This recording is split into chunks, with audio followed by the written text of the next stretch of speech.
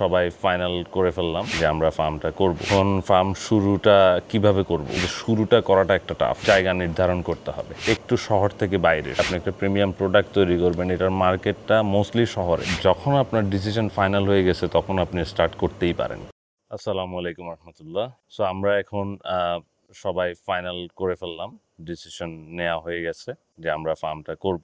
Farm শুরুর আগে যে বিষয়গুলো চিন্তা করা দরকার ছিল সেই বিষয়গুলো চিন্তা করে আমরা মোটামুটি ডিসিশন ফাইনাল করে ফেলেছি যে আমরা খামার করব। এখন ফার্ম শুরুটা কিভাবে করব?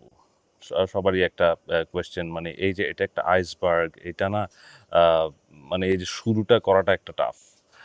সো কিভাবে শুরু করব এই কোয়েশ্চেনটা সবার মনে মনে আসতেছে যে কিভাবে শুরু করব। দেখেন, এটার স্পেসিফিক কোনো গাইডলাইন নাই যে আপনি এভাবে শুরু করেন, এভাবে করেন।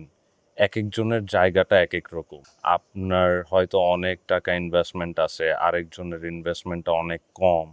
আরেকজনের অনেক জায়গা আছে কিন্তু ইনভেস্টমেন্ট নাই, আরেকজনের অনেক ইনভেস্টমেন্ট আছে কিন্তু জায়গা নাই। সো এইটা এক একজনের শুরুটার করতে হবে এক এক রকম। সো এটা একটা পার্সোনাল গাইডেন্সের দরকার আছে, যে পার্সোনালি গাইড করতে হবে যে ঠিক আছে, আপনার এই এই ব্যাপার, আপনি এভাবে স্টার্ট করেন, আপনার ক্ষেত্রে এটা এটা আছে, আপনি এভাবে স্টার্ট করেন। সো এটা স্পেসিফিক কোনো থাম রুল নাই যে এভাবে স্টার্ট করতে হবে। আমাদের এই অল্প দিনের ফার্মিং এর অভিজ্ঞতা থেকে শেয়ার করি আপনাদের সাথে। ফার্স্ট অফ অল, আপনি যখন ডিসাইড করে ফেললেন যে আপনি খামার করবেনই, আপনি ভালোবাসেন জিনিসটা করবেন, সো এখানে আর কোনো নো নাই। সো যখন আপনার ডিসিশন ফাইনাল হয়ে গেছে তখন আপনি স্টার্ট করতেই পারেন। সো স্টার্টটা, যেটা অলরেডি বললাম, এক একজনের ক্ষেত্রে এক এক রকম হবে। এখন আমরা জেনারেল গাইডলাইন অনুযায়ী যদি বলি, প্রথমে যেটা লাগবে আপনার জায়গা জায়গা নির্ধারণ করতে হবে। এখন এই জায়গাটা আপনার রেন্টেড হতে পারে, জায়গাটা আপনি পৈতৃকভাবে পেয়েছেন, ইনহেরিটেড হতে পারে, জায়গাটা আপনি আপনার কিছু জমানো টাকা থেকে জায়গাটা কিনলেন, সেটাও হতে পারে। সো জায়গার সাথে মার্কেট রিসার্চ, এই দুইটা জিনিস, প্রথমে জায়গা তারপর মার্কেট রিসার্চ, বাট আমি বলবো দুইটা জিনিস একই সাথে কোলাবোরেট করে আপনি আগাতে হবে। কারণ আপনি যেইখানে জায়গাটা সিলেক্ট করলেন ওইখানে মার্কেটটা কি আপনার এই দুধ, দই, ঘি অথবা আপনার গরুর মাংস, এই টোটাল প্রসেসের জন্য কি পারফেক্ট কিনা। হয় যদি আপনার পাশে কোনো ক্যানাল থাকে, মানে খাল থাকে, তাইলে বর্জ্য ব্যবস্থাপনাটা প্রাথমিক দিকে একটু ইজি হয়। আর আপনাকে অবশ্যই চিন্তা করতে হবে যে একটু শহর থেকে বাইরে, শহরের ভেতরে খামারটা একদমই সুইটেবল না, এটা গরুর জন্য মোটেই কমফোর্টেবল না।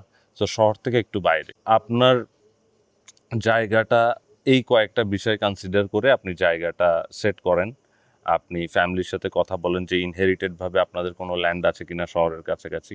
যদি থাকে ভেরি গুড, আর যদি না থাকে আপনি শহরের কাছাকাছি কোনো লিজ বা ভাড়ায় কোনো জায়গা পান কিনা। যদি সেটাও পসিবল না হয়, দেন আপনি কিছু টাকা আপনি আপনার ফ্যামিলি থেকে, আপনার ফ্রেন্ড থেকে বা আপনার পার্সোনাল কোনো সেভিংস থাকলে সেখান থেকে নিয়ে আপনি একটা ছোট জায়গা কেনার চেষ্টা করেন, 1 থেকে 2 বিঘা, যেটা শহরের বাইরে হলে অবশ্যই সস্তা হবে, শহরের কাছাকাছি হলে একটু দাম হবে, একটু বেশি বাইরে হলে আরেকটু সস্তা হবে।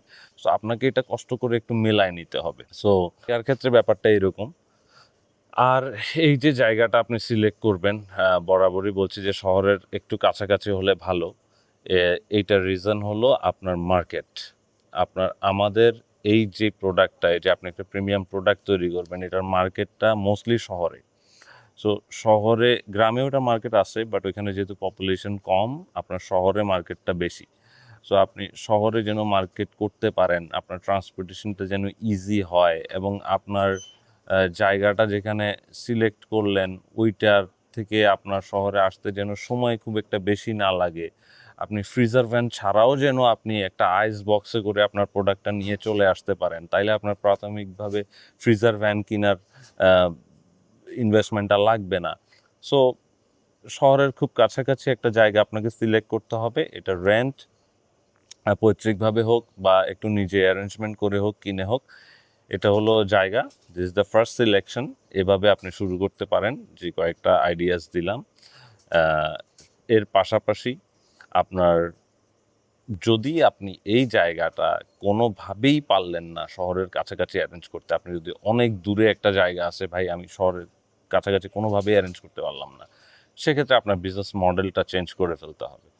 সেক্ষেত্রে আপনি বাই প্রোডাক্টের মধ্যে আপনি ঘি করবেন, আপনি চিজ করবেন, যেগুলো শেলফ লাইফ বেশি, যেগুলো অনেক দূরেও যদি হয় আপনি প্রত্যেক দিন এনে ওইটা মার্কেটিং করতে হবে না।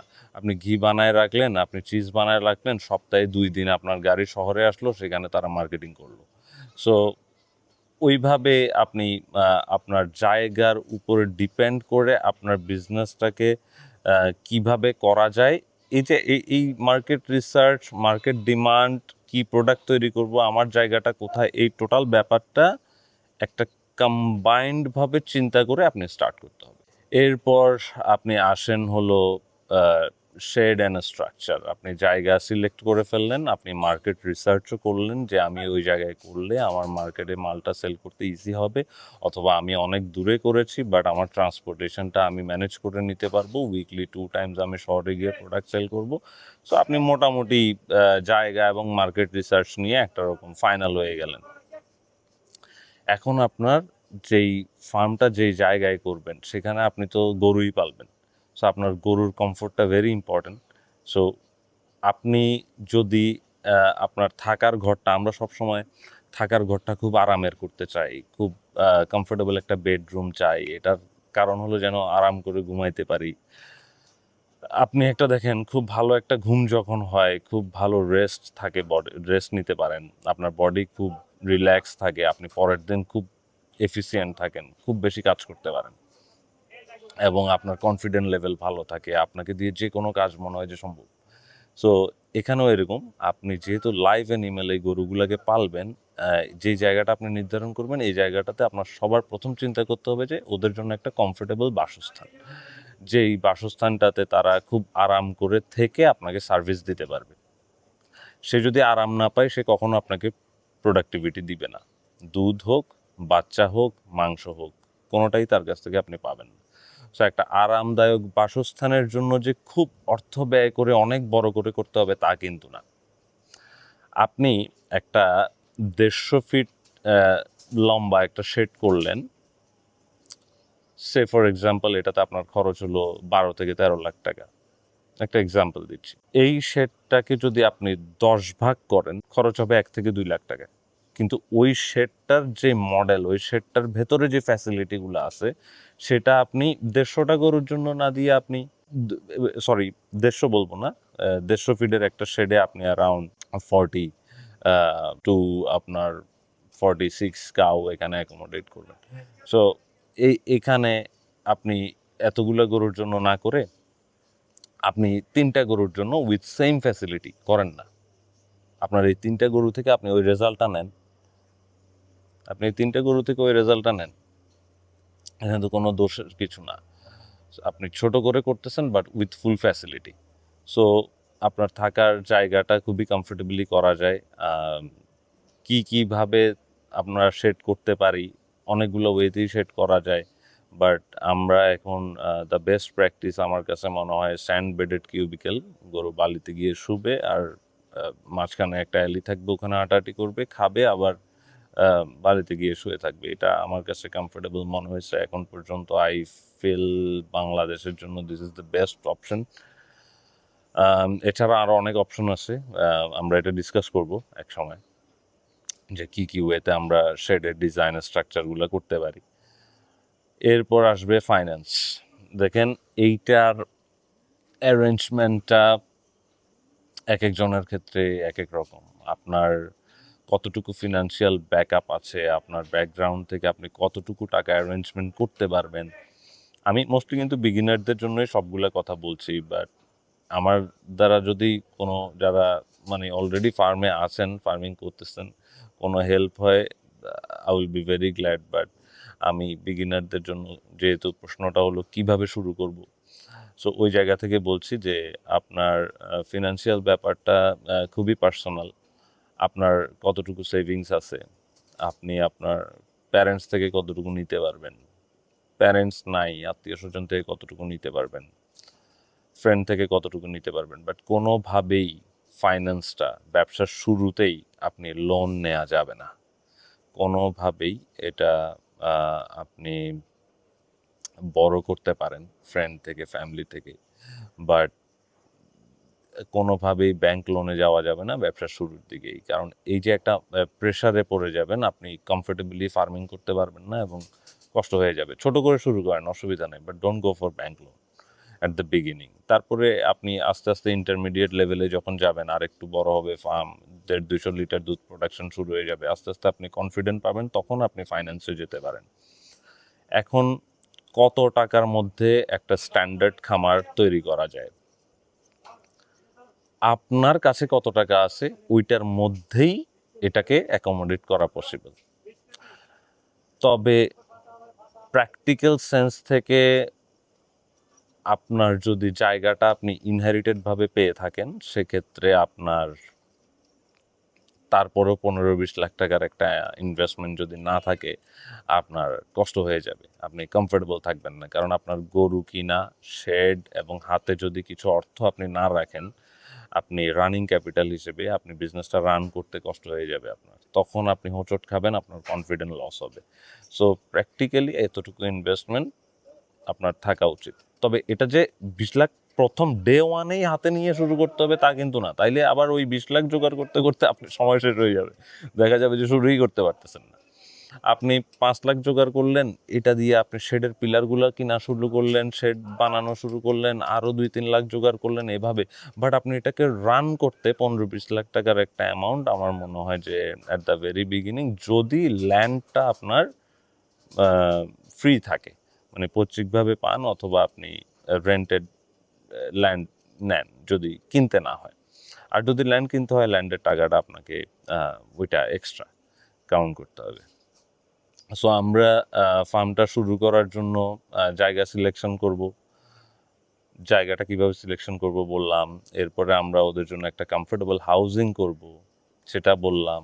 জায়গাটার সাথে মার্কেটটা রিসার্চ করে, কোলাবোরেট করে জায়গাটা সিলেক্ট করতে হবে, সেটা বললাম। এরপরে লাস্টলি ফাইন্যান্সটা কিভাবে হবে সেটা। আর একদম ফাইনাল ব্যাপারটা হলো যে আপনার গোলটা কি।